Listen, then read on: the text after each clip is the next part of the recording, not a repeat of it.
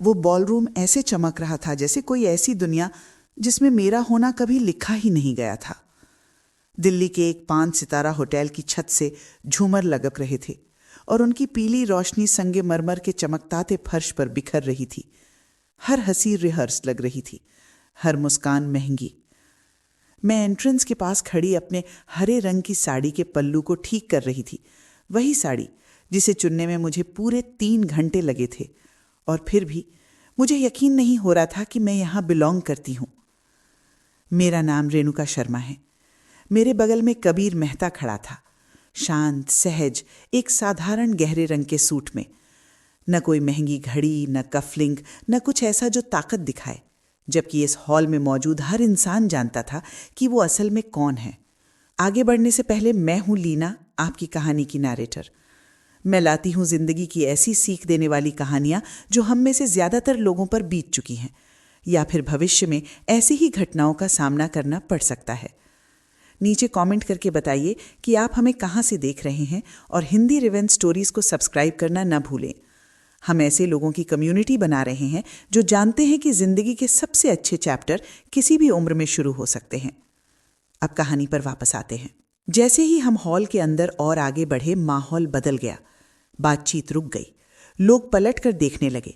सलीके से कटे बालों वाला एक आदमी टेलर मेड टक्सीडो में तेजी से कबीर की ओर आया और दोनों हाथों से उसका हाथ थाम लिया।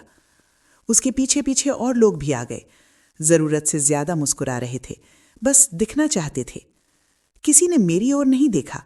मैं अभी सांस संभाल ही रही थी, ये याद करने की कोशिश कर रही थी कि बस का किराया गिनने वाली औरत यहां कैसे पहुंच गई। तभी मेरी नजर उस पर पड़ी। उसका नाम लोकेश वर्मा था, मेरा एक्स हस्बैंड। बार के पास खड़ा था, हाथ में शैंपेन का गिलास। उसके हाथ से लिपटी हुई थी एक जवान लड़की, टाइट लाल ड्रेस में। वो वाणी थी, आत्मविश्वास से भरी, मुस्कुराती हुई, इस भ्रम का मजा लेती हुई कि लोकेश इस दुनिया का हिस्सा है। फिर हमारी नजरें मिली। उसका चेहरा सफेद पड़ गया, उंगलियां ढीली हुईं। गिलास उसके हाथ से छूटकर संगे मरमर के फर्श पर टूट गया। आवाज संगीत को चीरती हुई चली गई, जैसे कोई गोली चली हो। लोगों ने हाफ कर देखा। वाणी चीखी और पीछे हट गई। मैं हिली नहीं। मैं बस उस आदमी को देखती रही जिसने ठीक 1 साल पहले मुझे और मेरी 1 साल की बेटी को ठंडी रात में घर से बाहर फेंक दिया था। 1 साल पहले मेरी दुनिया बिल्कुल अलग थी। जनवरी उस साल बेहद बेरहम थी। दिल्ली की सर्द हवा हमारे किराए के छोटे फ्लैट की पतली दीवारों से टकरा रही थी, और हीटर जब मन करता था तभी चलता था। मैंने अपनी बेटी लिया को 2 कंबलों में लपेटकर सीने से लगा रखा था। हवा खिड़कियां हिलाकर रख देती थी। लिया तब बस 1 साल से थोड़ी बड़ी थी। उसने हाल ही में सोफे का सहारा लेकर खड़ा होना सीखा था। उसकी छोटी छोटी उंगलियां कपड़े को कसकर पकड़ लेती थीं। उसका पसंदीदा शब्द था मम्मा। हर बार जब वो कहती, मेरे अंदर कुछ नर्म पड़ जाता, चाहे दिन कितना भी मुश्किल रहा हो। उस रात लोकेश लगभग 11 बजे घर आया। मैंने ताले से जूझने की आवाज सुनी और उसके मुंह से निकलती गालियां। आवाज से ही समझ आ गया वो फिर पी कर आया है। दरवाजा खुलते ही वो अंदर लड़खड़ाया और कोट स्टैंड से टकरा गया। जैकेटें नीचे गिर पड़ी और वो खुद ही हंसने लगा। मैं चुपचाप बेडरूम से बाहर आई, उम्मीद करती हुई कि लिया ना जागे। उसने मुझे कांच जैसी भटकी हुई नजरों से देखा। ये वो लापरवाह नशा नहीं था जिसे मैं संभालना सीख चुकी थी। ये गुस्सा था। सो गई? उसने मेरी नकल करते हुए कहा। होगी ही, वो बच्ची सांस लेने से ज्यादा सोती है, बिल्कुल तुम्हारी तरह। लोकेश, क्या हुआ? मैंने पूछा। वो किचन में गया और फ्रिज जोर से खोला। नौकरी से निकाल दिया गया और ये सब तुम्हारी वजह से हुआ है। मेरे पेट में जैसे कुछ गिर सा गया। नौकरी जाने का मतलब किराया नहीं भर पाएंगे, पहले से लेट पड़े बिल। डर ने सीना जकड़ लिया। हम कुछ ना कुछ कर लेंगे, मैंने कहा। मैं और काम कर लूंगी, मैं हमेशा करती हूं। वो इतनी तेजी से पलटा कि मैं सिहर गई। किसे चाहिए तू? वो चिल्लाया। एक औरत, ऊपर से बच्चा, बोझ। अगर तुम दोनों ना होते तो मैं कब का कामयाब होता। लिया के सामने ऐसे मत बोलो, मैंने धीरे से कहा। वो हंसा। वो भी तुम्हारी तरह ही निकलेगी, कमजोर। तुम दोनों मेरी गर्दन में लटके पत्थर हो। मैंने उसका हाथ पकड़ा, उसे शांत करने की कोशिश में। उसने मुझे पीछे धक्का दे दिया। मेरा कंधा दरवाजे के फ्रेम से टकराया। दर्द बिजली की तरह बाजू में दौड़ गया। लिया जाग गई और रोने लगी। बस। लोकेश बेडरूम में घुसा, अलमारी के दरवाजे खोल दिए, मेरे कपड़े हैंगर से खींच खींच कर नीचे फेंकने लगा। साड़ियां, स्वेटर, जूते। निकलो यहां से, वो चिल्लाया। मैं थक चुका हूं। उसने पुराना हॉस्पिटल बैग उठाया और लिया का सामान उसमें ठूंस दिया। डायपर, एक कोट, एक खिलौना। तुम ऐसा नहीं कर सकते, मैंने कांपते हाथों से लिया को पालने से उठाते हुए कहा। लीज मेरे नाम है, उसने ठंडे स्वर में कहा। निकलो। कुछ ही मिनटों बाद हम बाहर कॉरिडोर में खड़े थे। दरवाजा हमारे पीछे जोर से बंद हुआ। मेरा कोट और बैग मेरे पैरों के पास आकर गिरे। मैं नंगे पांव थी। लिया रो रही थी और जिस फ्लैट को मैं अपना घर समझती थी वो अब मेरा नहीं रहा था। मैं लिया को सीने से लगाए रात में बाहर निकल आई। कॉरिडोर लगभग सड़क जितना ठंडा था, तो मैं चलती रही। हल्की हल्की बर्फ जैसी ओस गिर रही थी, चेहरे पर चुभती हुई। मेरी जेब में सिर्फ $11 नहीं, अब 400 रुपए थे। कोई फोन नहीं, कोई गाड़ी नहीं, कोई प्लान नहीं। बस एक ही जगह दिमाग में आई जो पूरी रात खुली रहती थी, बस अड्डा। मैं तब तक चली जब तक टांगें जलने नहीं लगी। स्टेशन पहुंची तो उंगलियां सुन्न हो चुकी थीं और लिया चुप हो गई थी। वो मुझे उसके रोने से भी ज्यादा डरावना लगा। मैंने उसकी छोटी हथेलियां लगड़ी, सांस की गर्मी उन पर फूंकती रही, उससे जागते रहने की भीख मांगती रही। अंदर स्टेशन में डिसइंफेक्टेंट और पुरानी चाय की मिली जुली गंध थी। कुछ लोग प्लास्टिक की कुर्सियों पर सो रहे थे। मैं कोने में बैठ गई और लिया को अपने कोट में और कसकर लपेट लिया। वो भूखी थी। मैंने एक समोसा खरीदा और उसे छोटे छोटे टुकड़ों में तोड़कर धीरे धीरे खिलाया। वो खा रही थी, बिना समझे कि सब कुछ इतना गलत क्यों लग रहा है। इसके लिए मैं शुक्रगुजार थी। एक सिक्योरिटी गार्ड आया, उसकी आवाज सपाट थी। यहां रुक नहीं सकते, ये शेल्टर नहीं है। प्लीज, मैंने फुसफुसाकर कहा, मेरे साथ बच्चा है। टिकट लो या बाहर जाओ। मैंने नजरें झुका लीं। अंदर कुछ टूट गया। ये मेरे साथ है। आवाज पास से आई, शांत, स्थिर। एक आदमी बगल की बेंच से उठकर खड़ा हुआ। पुरानी लेदर जैकेट, हल्का सा बैग। न मुस्कान न घूरना, बस गार्ड को देखना। हम बस का इंतजार कर रहे हैं, उसने कहा। शांत रहेंगे। गार्ड हिचकिचाया, फिर कंधे उचकाकर चला गया। वो आदमी बिना सवाल पूछे मेरे पास बैठ गया। थोड़ी देर बाद वो मशीन से 2 कप लेकर लाता। चाय, उसने कहा, काम आएगी। मेरे हाथ इतने कांप रहे थे कि चाय गिरते गिरते बची। उसने कुछ नहीं कहा। लिया मेरे सीने से लगकर सो गई, आखिरकार गर्म। तभी आंसू आए, चुपचाप, बेकाबू।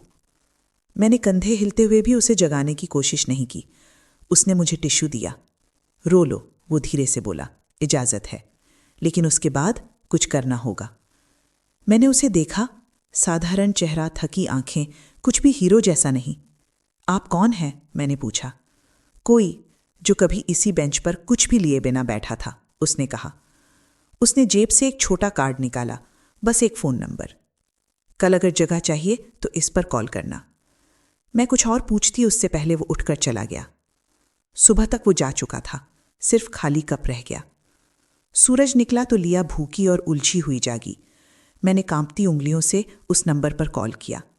एक औरत ने फोन उठाया, आवाज सीधी, शांत। उसने कुछ ही सवाल पूछे और फिर पता दे दिया। शेल्टर शहर के किनारे ऊंची बाउंड्री के पीछे था। खूबसूरत नहीं था, पर साफ था। बरामदे की लाइट जल रही थी, हालांकि सुबह हो चुकी थी। सादी सिलेटी साड़ी में एक औरत ने दरवाजा खोला। आप रेणुका होंगी, उसने कहा। मैं रूथ कोलमैन नहीं, अब रमा कौशिक हूं, अंदर आइए। वो लिया पर ज्यादा लाड नहीं दिखा रही थी, नहीं मुझे दिलासा देने वाली आवाज में बात कर रही थी। वो हमें एक छोटे से कमरे में ले गईं, 2 बेड और एक पालना। ये आपका कमरा है।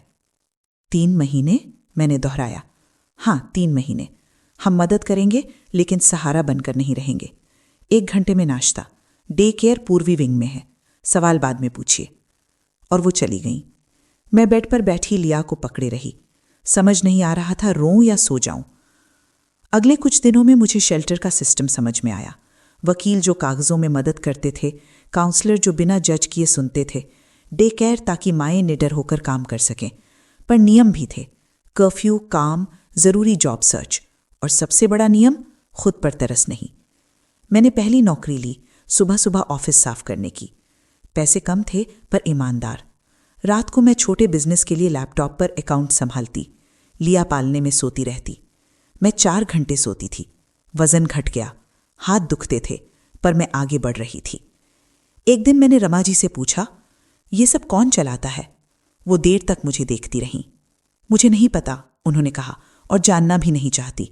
जब तक मदद आती रहेगी हम मदद करते रहेंगे। उस रात मैंने खुद से वादा किया, मैं इस मौके को बर्बाद नहीं करूंगी। 2 हफ्ते बाद कुछ अनहोनी हुई। मेरे एक अकाउंटिंग क्लाइंट ने मेरा नाम किसी जानने वाले को बताया। एक कंस्ट्रक्शन कंपनी को रिमोट बुक कीपर चाहिए था। काम साधारण, रिपोर्ट्स, रिकंसिलिएशन। ईमेल आया। पैसे अजीब थे, काम के हिसाब से बहुत ज्यादा, 3 गुना। एक शर्त थी, पूरी ईमानदारी, कोई शॉर्टकट नहीं। मैं हिचकी।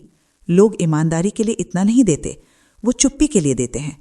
पर मुझे पैसे चाहिए थे, लिया को स्थिरता चाहिए थी, और ईमेल की भाषा अलग थी, सीधी, साफ। मैंने हाँ कह दी। पहले कुछ दिन सामान्य थे, इनवॉइस, सैलरी, सप्लायर पेमेंट।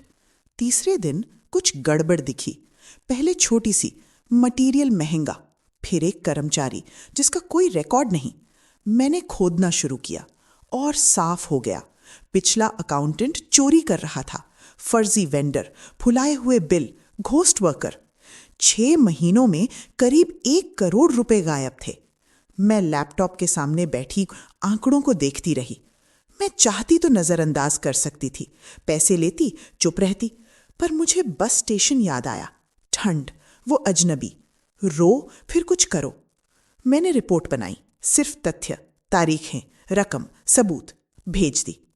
1 घंटे बाद जवाब आया, धन्यवाद, ये देखने वाली आप पहली हैं। कल मिलना चाहता हूं, दोपहर 2 बजे, रिवर साइड कैफे। मेरा दिल तेज धड़कने लगा।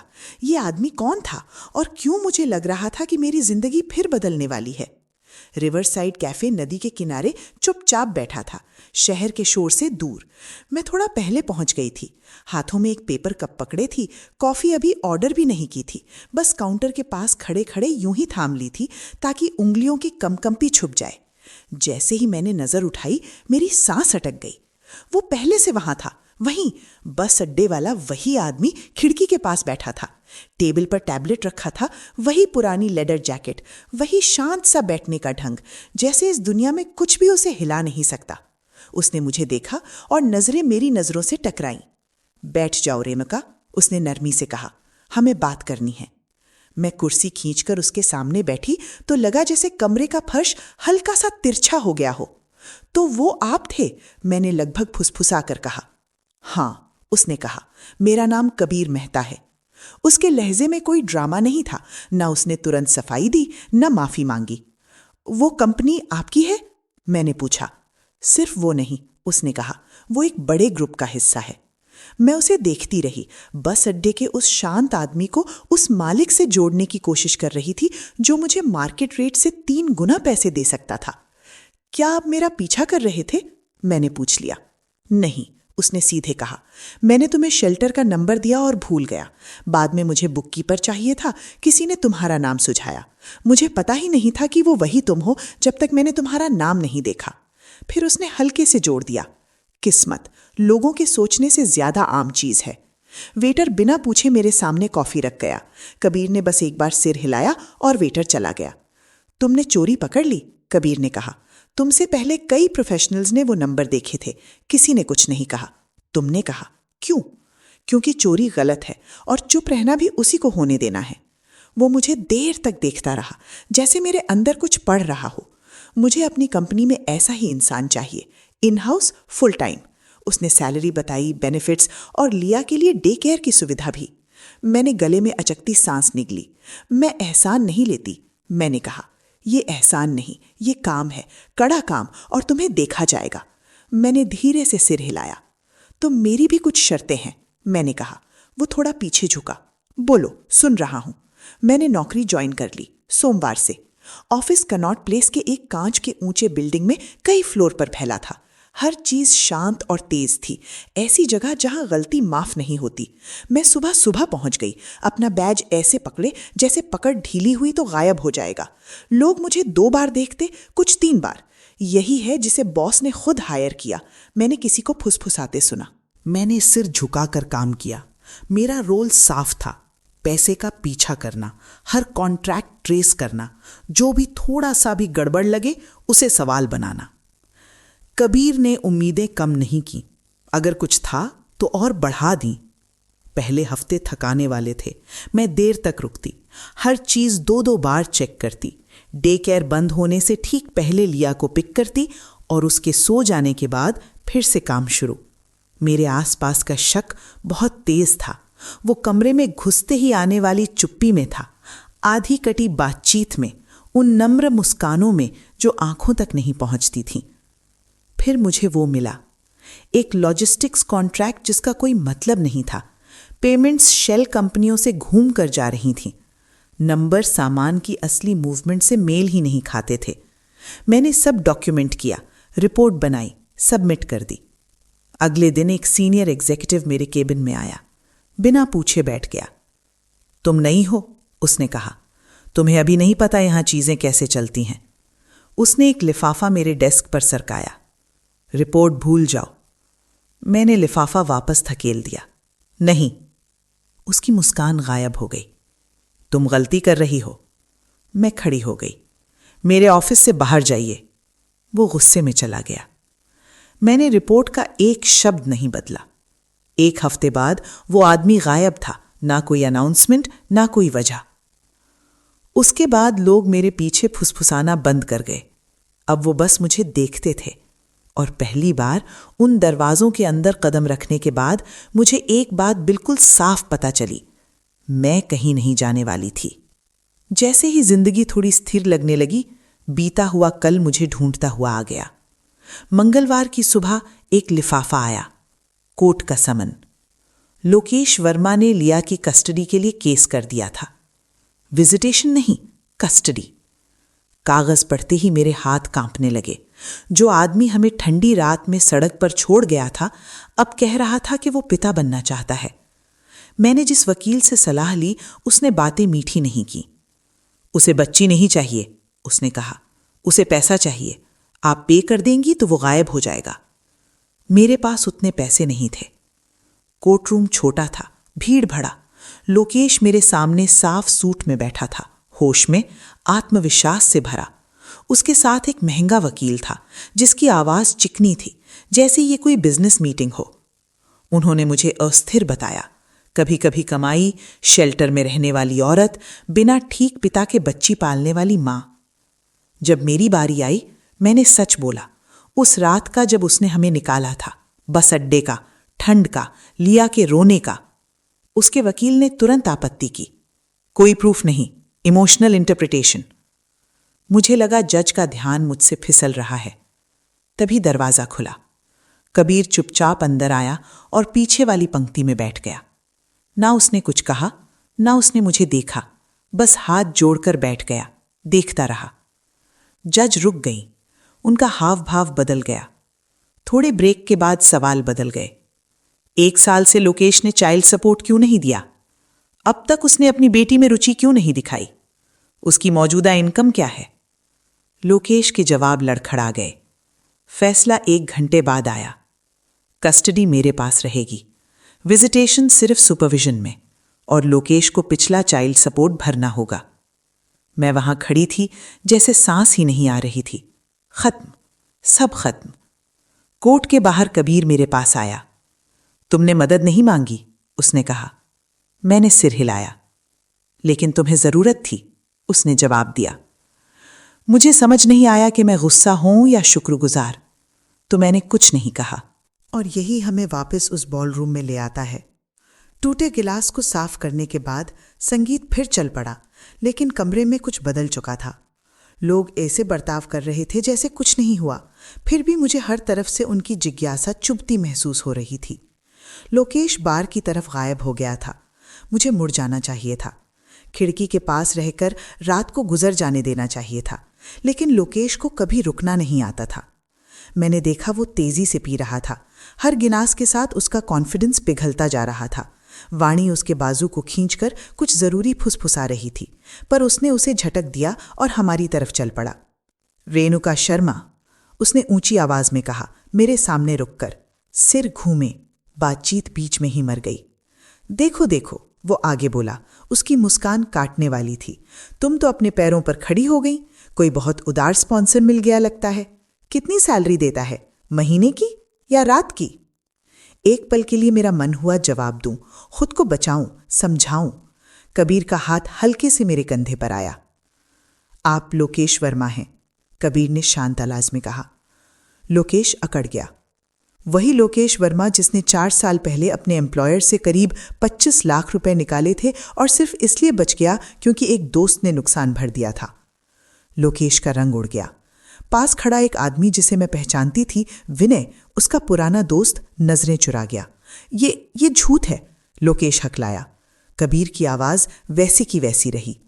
मेरे पास पुलिस रिपोर्ट और रेस्टिट्यूशन एग्रीमेंट की कॉपी है, चाहे तो अभी शेयर कर देता हूं। लोकेश चुप हो गया।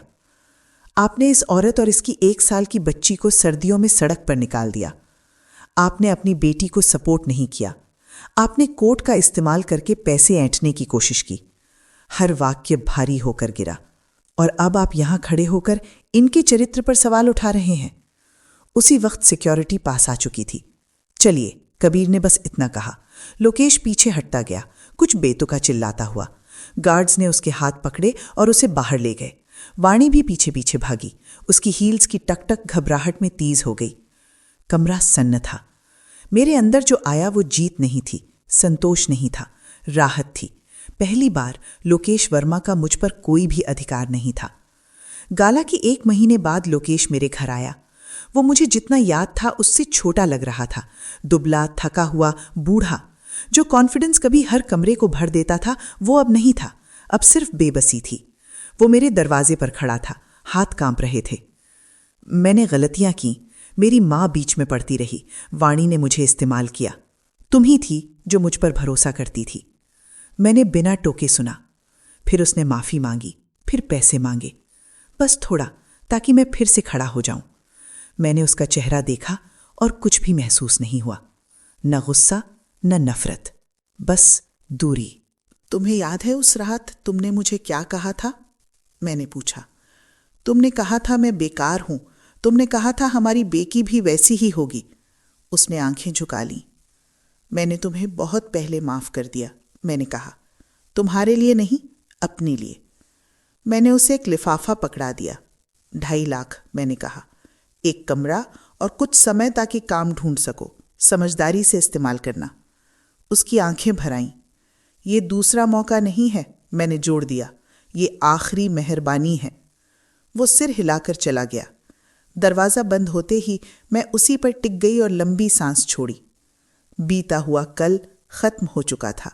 मैं आज़ाद थी। कबीर और मैंने जल्दबाजी नहीं की, न कोई ड्रामेटिक कबूलनामा, न किसी दबाव में किए वादे। हमने चुपचाप वक्त बिताया। पार्क में टहलना, शाम को साथ खाना बनाना और बीच में टेबल पर बैठी लिया का ड्राइंग करना। कबीर ने कभी मुझे बचाने की कोशिश नहीं की। मैंने कभी उसकी जिंदगी की खाली जगह भरने की कोशिश नहीं की। हमने एक दूसरे को जानबूझकर चुना। एक शाम जब लिया सो चुकी थी, कबीर ने मुझे देखा और सोच समझ कर बोला, मुझे इम्प्रेस करना नहीं आता, उसने कहा। मुझे लॉयल रहना आता है, पेशेंस और साथ बने रहना, बस। मेरे लिए इतना ही काफी था। पहली बार मैं सिर्फ सरवाइव नहीं कर रही थी, मैं बिल्ड कर रही थी। लिया खिल उठी। वो ज्यादा हंसती, उसकी नींद शांत होती, उसे दुनिया पर भरोसा लौट रहा था और धीरे धीरे मुझे भी। 6 महीने बाद हम समंदर के किनारे खड़े थे। पीछे हमारा छोटा सा घर था, साफ, उजला, अपना। लिया रेत में खेल रही थी और लहरें नर्म आवाज में आ जा रही थीं। कबीर ने मेरा हाथ पकड़ा और एक छोटा सा बॉक्स खोला। अंदर एक साधारण सी अंगूठी थी, न हीरे, बस अंदर उकेरे हुए शब्द, स्टेप बाय स्टेप। वो घबराया हुआ था लेकिन ईमानदार। मैंने पूरी जिंदगी कंपनियां बनाई हैं, अब मैं बाकी जिंदगी तुम्हारे साथ एक परिवार बनाकर बिताना चाहता हूं। क्या तुम मुझसे शादी करोगी? मैंने हाँ कहा। इसलिए नहीं कि मुझे बचाया जाना था, इसलिए नहीं कि बदला पूरा हो गया था, बल्कि इसलिए कि मैंने ताकत की जगह से प्यार चुना था। 1 साल पहले मैं ठंड में एक बच्चे को सीने से लगाए बस कुछ 100 रुपए के साथ खड़ी थी। आज मैं धूप में खड़ी थी, बिना डर के। अगर ये कहानी आपको छू गई हो तो वीडियो को लाइक करें, किसी ऐसे इंसान से शेयर करें जिसे उम्मीद चाहिए, और कमेंट में बताइए आप कहाँ से देख रहे हैं।